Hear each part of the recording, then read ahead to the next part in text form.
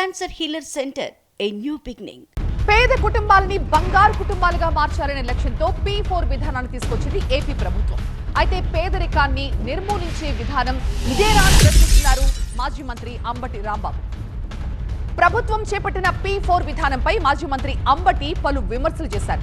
ఈ ప్రభుత్వం ఏ పేద కుటుంబాన్ని కూడా బంగారు కుటుంబం చెయ్యదు అంటున్నారు అంబటి. ఈ రాష్ట్రంలో రెండే బంగారు కుటుంబాలున్నాయి. అందులో ఒకటి చంద్రబాబు కుటుంబం అయితే ఇంకొకటి పవన్ కళ్యాణ్ కుటుంబం అంటూ విమర్శలు చేశారు అంబటి.